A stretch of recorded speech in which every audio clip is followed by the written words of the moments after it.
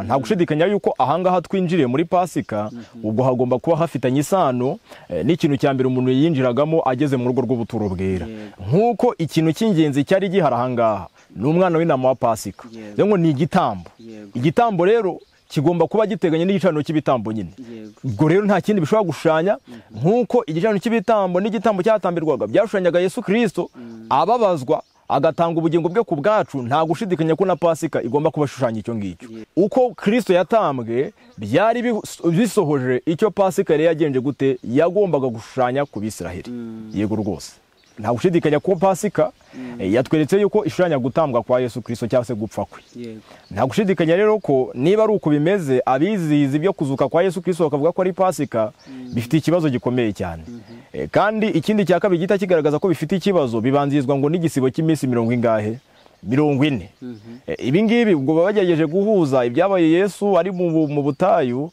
bakabihuza nanone n'urupfu rwe ibyo ngibyo ni ibintu bifitanye isano n'iminsi mikuru ya gipagani y'abapagani ntago ari ibintu bifitanye isano n'iminsi mikuru ya Gikristo ndetse igikomeza kwerekana ibi bintu bwa mbere biziza Pasika yuko ari ukuzuka kwa Yesu Kristo ariko Pasika si ukuzuka kwa Yesu Kristo ni ugupfa kwe ndetse niba ari n'ibintu bakoze kugira ngo biyibutse ibintu bari mu rujijo bari muri Babuloni ikomeye kubera yuko barimo baranyuranya n'ukuri kw'ijambo ry'Imana kwagenje gute kw'icyo Pasika yigishaga ni gute uzajya kwigisha umuntu ko ukora Pasika ishuranya ukuzuka kwa Yesu Kristo warangiza ariko ukamubwira ati Pasika ishuranya urupfu rwa Kristo muri Bibiliya mbese uko nta kuvuguruzanya guhari n'urujijo ni abantu barimo barakora ibikorwa binyuranye n'icyo biri kugenza gute iri kuvuga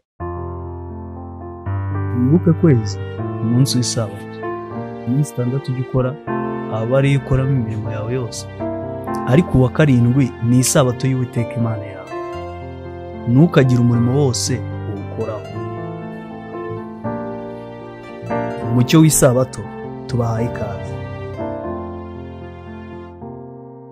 nshuti mukundwa duhuriye ku murongo w'umucyo w'isabato ndakuramukije mu izina ry'Umwami wacu Yesu Kristo ubuntu n'amahoro Imana yacu itanga bibane nawe nanone nishimiye ko tugize umugisha wo kuba mu ijambo ry'Imana muri uyu mwanya kandi nkaba nkunezerewe yuko wemeye kuza kubana natwe kuri uyu murongo w'umucyo w'isabato ntabwo nje ngenyine rero nkuko bisanzwe njya ngira umugisha wo kubana n'abantu b'Imana ngarukanye n'umuvandimwe Ihirwe Press twatangiranye ibiganiro mu kiganiro cy'ubushe twarabasobanuye ko tugiye kumara umwanya dusuzuma iby'amasabato yabonekaga kuri kalendariya y'Abisirayeli agendana n'iminsi mikuru yabo tugiye gutangira rero reka mbanze mpe ikaze umutumirwa wacu Press turakuramukije urakoze cyane ndabasuhuje kandi mbifurije amahoro y'Imana amen tunejejwe nuko ngiye kubana natwe rero kugira ngo dusubukurire aho twari twagereje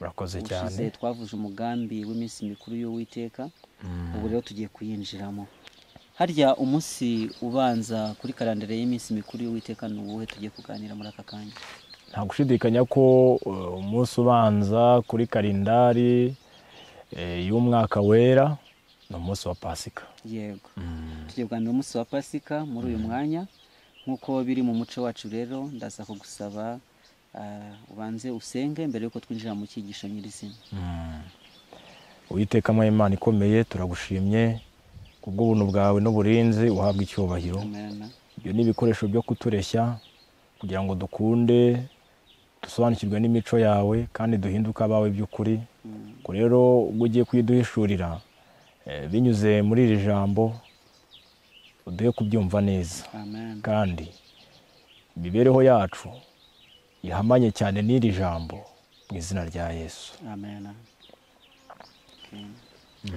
yego umunsi wa Pasika umunsi umwe mu minsi mikuru y'Uwiteka ushize tweretse imimaro y'iminsi mikuru twereka ko ari umunsi utwibutsa iminsi yo kutwibutsa uko urugendo rw'Abisirayeli rwari ruteye bava mu Egiputa bajya i Kanani bakaba baragiraga iminsi mikuru ngo bibuke uko Imana yabanye nabo icya kabiri twabonye yuko yari ibyigisho bagomba kwigira ku mateka yabanje kugira ngo abariho uyu munsi nabo bamenye imirimo y'Uwiteka icya gatatu kandi nuko byari igishushanyo cy'ibizaza, ahari ari nayo mpamvu twebwe abari kuri platform Umucyo w'Isabato ndetse n'abariho uyu munsi namwe mudukurikiye turi gusuzuma iby'iyi minsi mikuru ngo turebe icyo yashushanyaga mu mugambi ukomeye w'inama y'agakiza mu rugendo rw'Imana yakoze kugira ngo ikize umunyabyaha.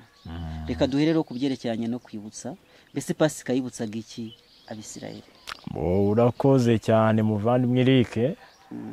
Mu kuri iyi minsi mikuru nk'uko twabibonye, ubuturo bwera, ibikoresho byabwo ibyari bibirimo byagaragazaga ibyiciro by'umurimo wa Kristo.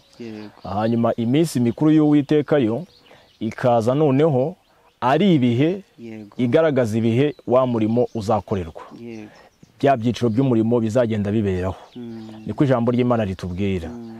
Rero nk'uko tubivuze, uyu munsi mukuru wa Pasika, iyi minsi mikuru yose twarabibonye yari ifite imimaro itatu. Umumaro wa mbere ni ukwibutsa, kabiri ni ukwigisha bigendanye n'ukuri kw'icyo gihe, gatatu ni icyo bishushanya. Kenshi rero hari igihe Abisirayeli ari nayo ntego bahushije, bagumye mu kubibutsa gusa, bigatuma bakomeza kumva ko ari ishyanga ryiza, ishyanga ryubaha Imana, ariko ibigendanye n'icyo bishushanya ndetse n'icyo bibamariye cyangwa se n'icyo bishaka kubigisha, ibyo bintu bijya ku ruhande. Twebwe rero turashaka kongera kwibutsa abantu icyo byigishaga cyangwa se icyo bikwiye kutwigisha, kuko bihuje n'ukuri kw'iki gihe n'imibereho dukwiye kugira n'urwo rwo kwiringira Imana kwacu, ariko kandi tujya no ku cyo byagendaga gute byashushanyaga. Umunsi mukuru wa Pasika rero tuwusanga bwa mbere, nta gushidikanya ko tuwusanga mu gitabo cyo Kuva igice cya 12. Ubwo tugiye mu mateka y'uko umunsi mukuru wa Pasika wabaye. Ubwo tugeze noneho aho ibya bintu bigenje gute, icyo byabibutsaga aba ni Abisirayeli. Wibuke ko turi kuri ya ngingo y'iminsi mikuru n'iki n'amasabato. Dufite umugambi wo kureba ngo amasabato ni ayahe, kandi nk'uko biri amasabato yaratandukanye n'isabato ku rwego runaka, kubera yuko isabato ni ikintu cyabayeho cyari gifite icyo cyibutsa abantu, n'amasabato yari ibishushanyo ndetse n'ibicucu. Ibintu byumvikane neza, byari ibintu bishushanya ibizabaho, ariko kandi isabato yo ni ikintu cyerekana, cyibutsa abantu icyamaze kugenza gute, icyamaze gukorwa.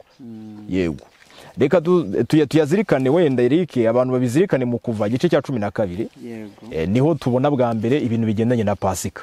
Kandi icyo yibutsaga nta kindi, yibutsaga ko Uwiteka yanyuze ku mazu y'Abisirayeli akarokora abana babo, ariko Abanyegiputa bakagenza gute, bakarimbuka. Ni naho iri jambo ryitwa Pasika riva, bisobanuye kugenza gute, kunyuraho. Ninde wanyuze ku bandi? Ni Uwiteka wanyuze aje kurimbura Abanyegiputa, yanyuze ku mazu y'Abisirayeli arayareka. To pass over. Yego. Passover. Mu Cyongereza ni Passover, bivuze ngo ni ukunyuraho. Yego. Bwa mbere tubona ubusobanuro bw'iri jambo Pasika, nicyo yibutsaga Abisirayeli yuko ari igihe Uwiteka yarokoye abana b'imfura b'Abisirayeli. Bwa mbere Imana yabwiye Mose amagambo akomeye cyane ari mu gice cya 11 umurongo wa 4 cyo Kuva. Mose aravuga ati Uwiteka aravuze ati, nko mu gicuku nzanyura hagati muri Egiputa, abana b'imfura bose bo mu gihugu cya Egiputa bapfe, uhereye ku mfura ya Farawo wicara ku ntebe y'ubwami ukageza ku mfura y'umuja w'umusyi, kandi n'uburiza bwose bw'amatungo buzapfa. Yavuze ibintu byinshi bigendanye no kurimbuka kw'ibintu byagombaga kubaho mu gihugu cya Egiputa. Mu gice cya 12 yategetse Abisirayeli icyo bagombaga gukora kugira ngo baze kurokoka. Ibyago 9 byari byabanje, byari bigabanyijemo mu buryo. Imana yavuga mu byago bibiri bibanza, yabanzaga kumenyesha Farawo ikanamubwira uko bimeze. Ku cyago gikurikiyeho cya gatatu yazaga itamutegura.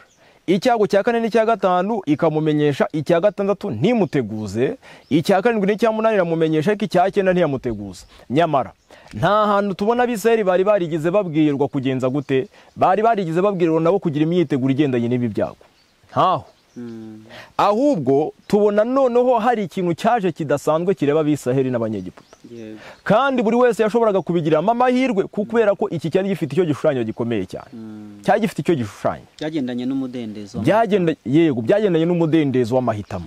Kubera yuko Imana yashakaga gukora igikorwa gishushanyo, gucungurwa k'ubwoko bw'abantu. Niyo mpamvu rero nta wagombaga kubibuzwa, ntago wagomba guhezwa kuri ayo mahirwe. Niyo mpamvu rero haba Abisirayeli, abanyegiputa buri wese yagomba gukizwa no kumvira kwe.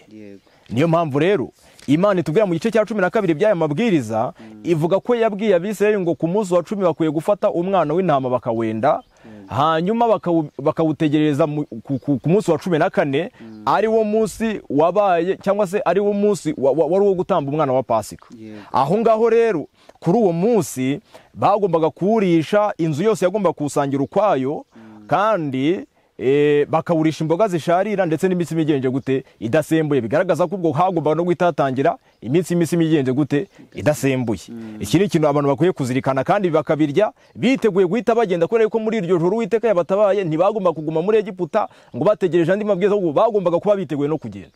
Yego ahari umurongo wa 21 w'icyo gice cya 12 utubwira iki Imana yasabye Abisirayeli icyo gikorwa kimaze kuba kugeza 24. Wadusomera 21 kugeza 24. Mose amagara bakuru bose bo mu Bisirayeli ababwira ati nimurobanure mujyana abana b'intama uko amazu yanyu ari, muzabikira umwana w'intama wa Pasika, mwende umukamato wa Ezobu muwinike mu maraso yo mu rwabya, mumisha amaraso yo mu rwabya mu ruhamo rw'umuryango no kumanizo zombi, kugira uwo muri mwe usohoka mu nzu ye mugeze mu gitondo. Eric, mbere yuko wenda tujya kuri uyu murongo, reka tubanze tubwira abantu tubasobanurira impamvu Bibiliya itubwira neza ko ngo Abisirayeli bagomba kurya umwana w'intama wa Pasika bari hehe? Bari mu mazu bakinze. Biratangaje cyane. Ubwo se byabisobanuye yuko agakiza k'abatuye isi dukwiye kukigumanira gusa kakaba kacu nitukamenyesha abandi? Oya, ntabwo ari cyo byari bivuze. Ahubwo hano bari bakoze igikorwa cyo kwizera, ariko nanone kigomba kuba kirimo n'umutekano wabo. Ibingi byumvikane neza, ni igikorwa cyo kwiza ariko nanone kirimo umutekano wabo. Abanyegiputa mu cyago cya 4 igihe Farawo yabonaga ko ibintu bimumereye nabi, yahamagaye Mose na Aroni arababwira ati nimunsabire kuwiteka, ati kandi mugende mutambire Uwiteka Imana, ariko muyitambire hano muri Egiputa. Mose yamubwiye amagambo akomeye cyane avuga ati mbese byashoboka bite turamutse dutambire Uwiteka Imana yacu ibyo abanyegiputa bazira gutamba? Ati mbese ntibatwica? Bivuze ngo iki gikorwa bari bakoze cyo kwica umwana w'intama nk'Abisirayeli bose cyari igikorwa kibakatira igihano cy'urupfu mu maso y'abanyegiputa. Rero bagomba kurira mu mazu bwa mbere kubw'umutekano wabo, bwa kabiri kuko ni igikorwa cyo kwizera kuba babikoreye mu gihugu cya Egiputa kibyanga. Ibi bintu byumvikane neza rero, niyo mpamvu birivuga ngo Pasika kwizera niko kwatumye Mose arema Pasika. Yari yiringiye ubushobozi bw'Imana bubasha kumurindira mu gihugu cya Egiputa, kandi nanone yagombaga nyine aho ngaho niyo bagombaga kugaragaza gucungurwa kwabo. Yego bamaze kurya rero umwana w'intama wa Pasika basabwe gusiga amaraso ku nkomanizo. Mbese ibyo bivuze iki? Nta gushidikanya ko ubu ngubu noneho twavuye mu bigendanye n'icyo byabibutsaga ko ari ukwibateka yarokoye abana babo. Ariko ikindi byabigishaga yuko uburinzi uwo bakesha kubaho no kurokoka no kuramuka ari Imana. Yego icyo nicyo cyari kijo cyabo. Nko mu bihe bya Pasika baragendaga bose bagahurira i Yerusalemu, nta murinzi babaga basize ku ntuze zabo, ku nzu zabo. Ariko igihe cyose ibintu babikoraga uretse muri 70, muri 70 igihe Imana nyine cyari igihe cyo guhorwa kwabo.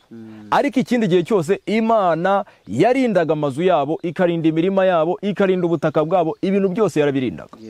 Birere ibingibi byagombaga gutuma bazirikana yuko atari bo birinze, ko mbwiriza mu migani niho havuze ngo umurinzi yabera amaso ubusa Uwiteka atari urinze umudugudu. Barabikoze muri 70, bashyizeho n'abarinzi, ariko Uwiteka atari we wari urinze, byasoje bigenje bite?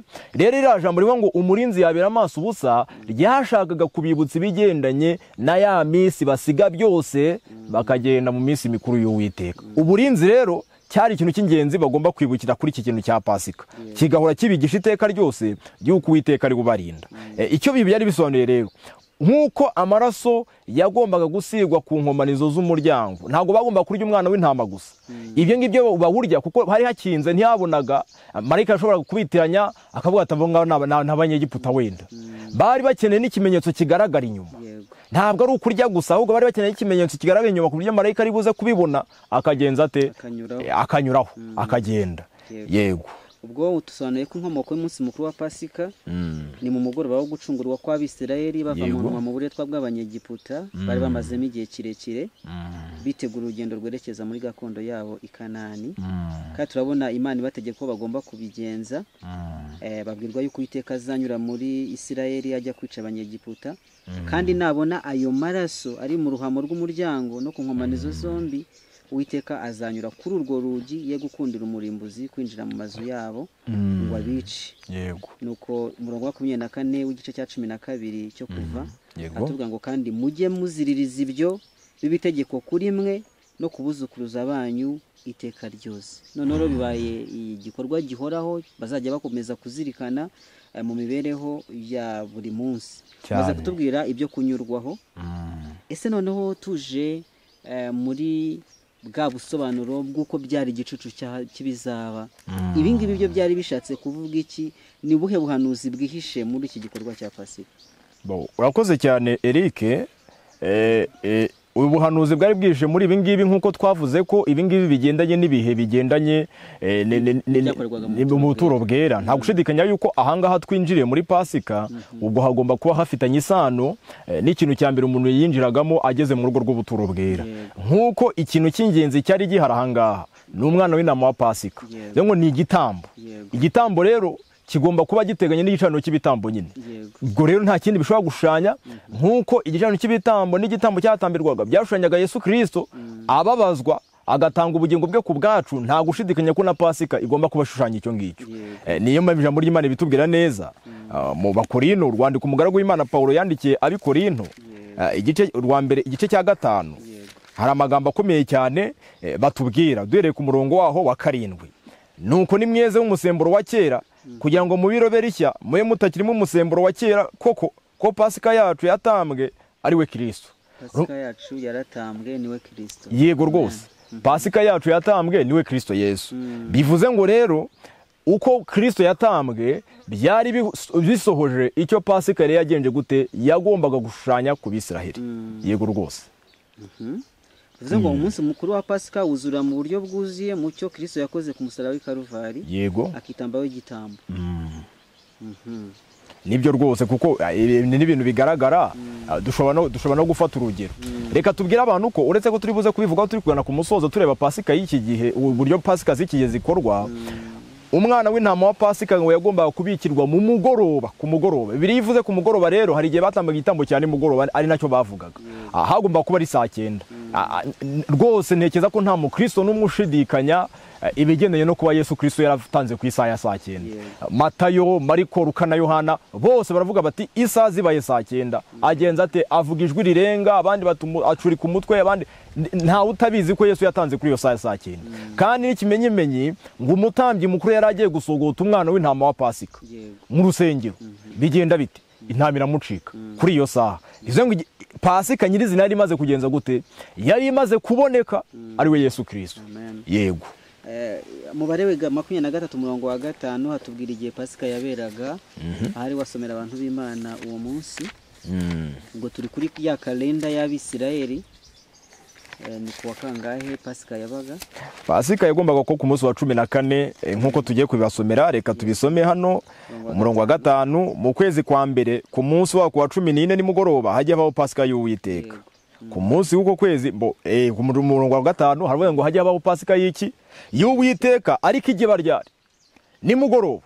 Ntago Pasika yabaga umunsi wose, yumvikane neza, yabaga ku mugoroba.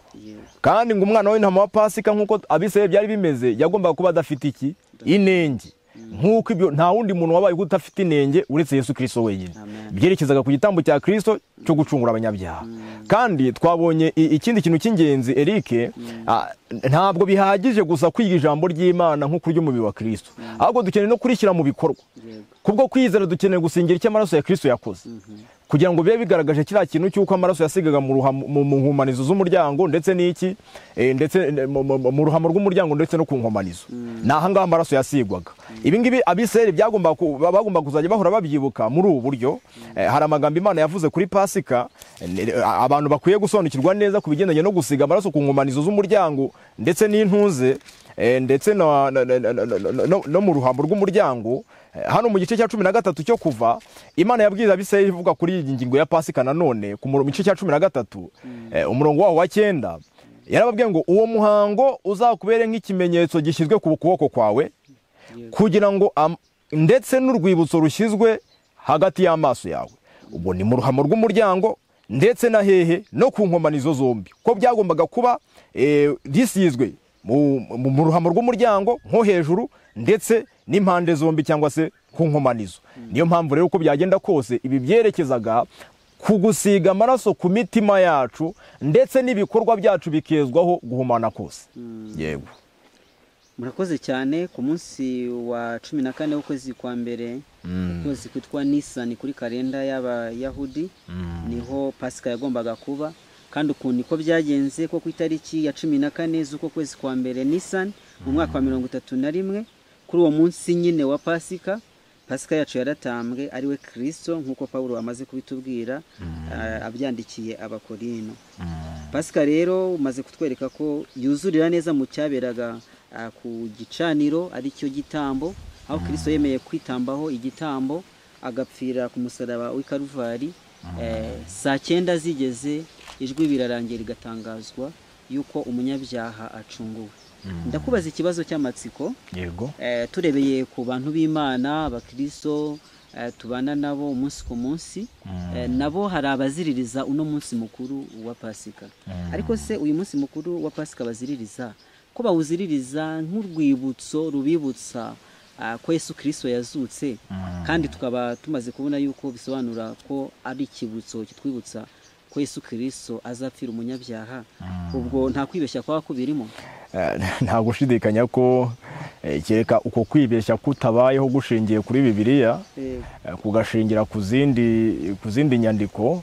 Ariko niba gushingiye kuri Bibiliya kukwiboshya ko kurahari. Yego. Nta gushidikanya ko Pasika yatweretse yuko ishuranya gutambwa kwa Yesu Kristo cyangwa se gupfa kwe. Yego.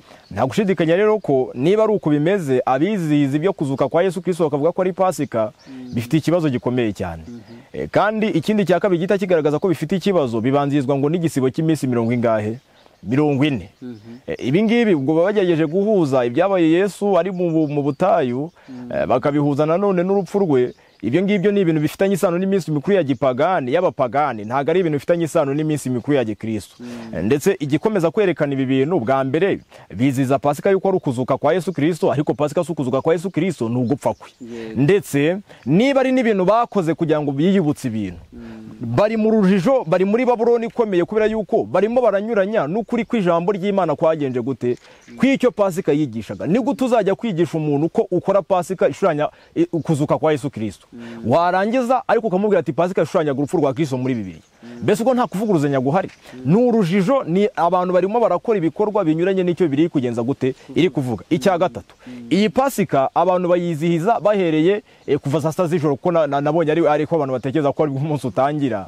Ariko iyi ngiyi yizihizwaga ryari? Nimugoroba bw'uwo munsi. Rero ibyo Bibiliya ivuga kuri Pasika binyuranye by'ihabya n'ibyo Abakristo b'uyu munsi wanone bakora. Ahubwo Abakristo b'uyu munsi bakoze cya kindi abapagani bakoraga, icyakora babitwerera izina, babihindura iby'ubukristo. Ariko ntabwo Pasika ishuranya izuka rya Yesu Kristo, ahubwo ishuranya urupfu rwa Yesu Kristo. Yego. Ngira ngo abantu b'Imana, Abakristo bakwiye gutekereza kabiri. Uvuze iby'ubupagani bwatagatifujwe, amateka y'itorero agaragaza uko ibintu byagiye bigenda, ko ari ibintu byahoze bikorwa n'abapagani, ariko igihe kimwe itorero ryinjirirwa n'ubwo bupagani, byinjizwamo, byitwa amazina aboneka muri Bibiliya. Ariko wajya kureba umugambi wabyo nuko bikorwa, ugasanga bafashe izina ryo muri Bibiliya gusa, ariko bikorerwa kuri ibikorwa bihabanye n'iryo zina nk'uko ijambo ry'Imana ryabivuze. Ibyo ubwabyo byari bikwiye gukangura abantu b'Imana kugira ngo babashe kumenya ibyo babamo ibyo ari byo, babumbure Bibiliya. Oya, byari bikwiye kubakangura, kuko ijambo ry'Imana rivuga ngo bansengera ubusa, kuko inyigisho bigisha ari amategeko y'abantu. Yego. Ibyo bintu rero abantu bashyizeho bitari mu ijambo ry'Imana byo kuvuga ngo ni iki gikwiye kubitwibutsa gusa, ninde wabivuze ko ari cyo gikwiye kubibibutsa? Abantu bananiwe kwihana, hanyuma barimo barashyiraho imihango gusa myinshi ngo yo kubibutsa iby'urupfu rwa Kristo, aho kugira ngo bamusange mu ijambo rye.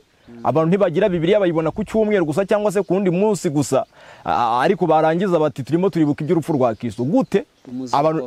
nako umuzuko wa Kristo. Abantu nibajye mu ijambo ry'Imana. Yego. Ndagira ngo wongere utsindagire tugana no ku musozo, ntabwo turi butinde mu kiganiro cyane. Twibaza ibyerekeranye na kwa gusiga amaraso ku nkomanizo. Turabibona ko umwana w'intama ashushanya nyine Pasika, kandi nibyo Yohana yarabivuze ati dore ntama w'Imana ukuraho ibyaha by'abari mu isi. None se ibyo gusiga amaraso ku nkomanizo birareba nde? Birareba itorero, birareba umuntu ku giti cye? Mbese bisobanuye iki kuri we kugira ngo cya gitambo gitambiwe i Karuvari kimubashe kumukira umumaro?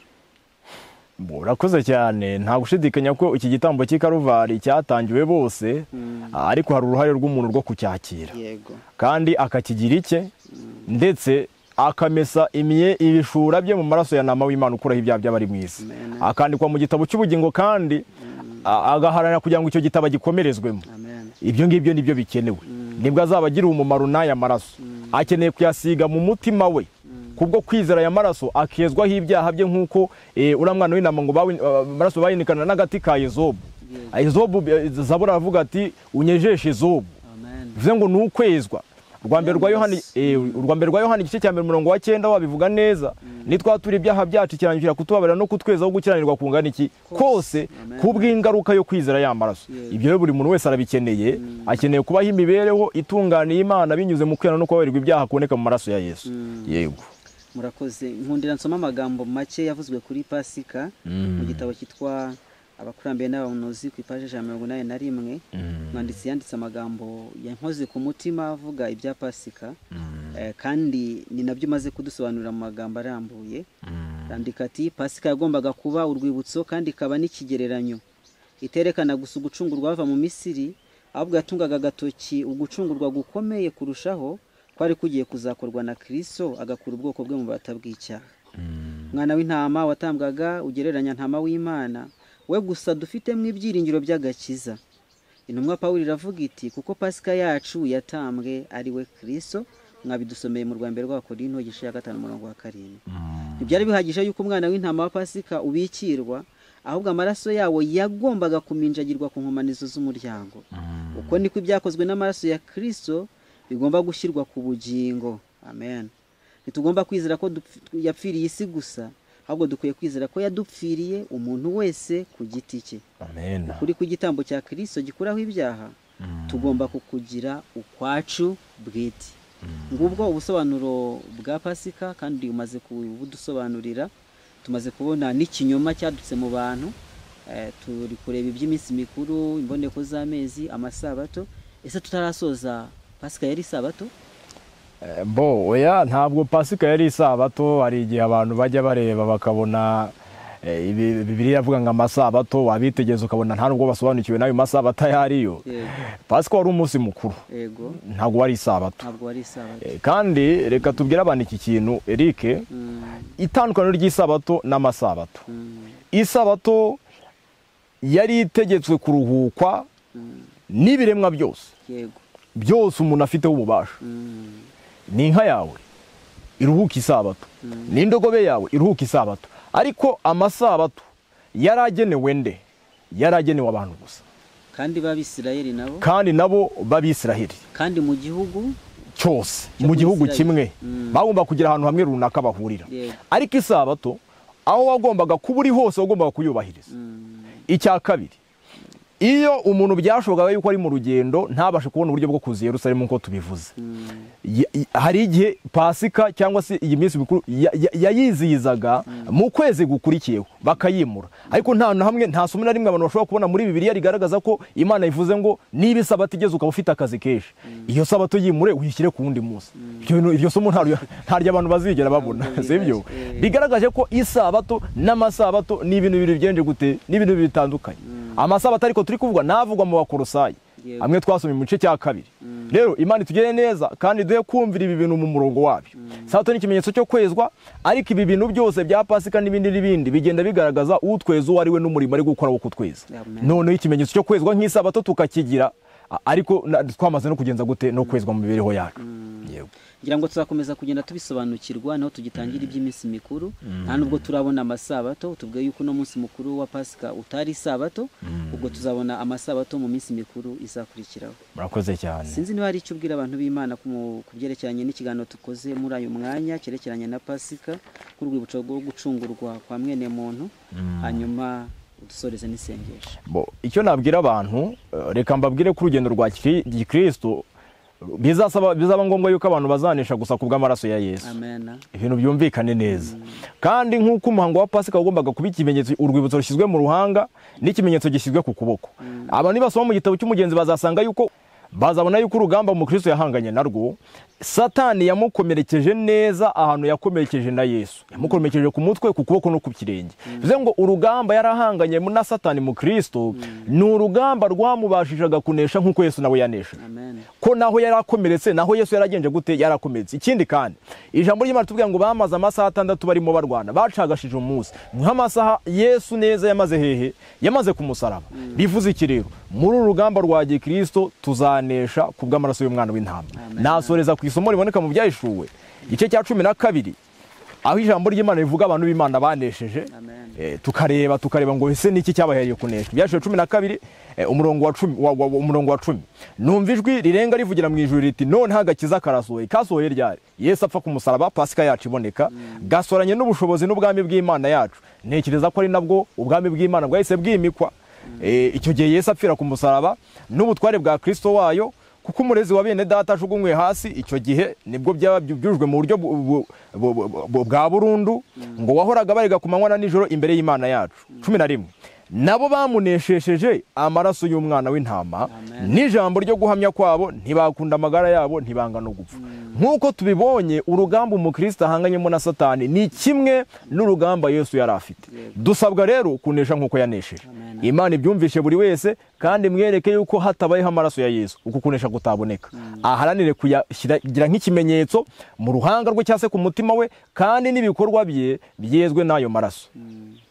Amen. Tusoheze n'isengesho. Kadusenge. Urakoze Mwami Imana yacu, uhabwe icyubahiro. Tubonye ibintu bikomeye bigendanye n'iyi Pasika.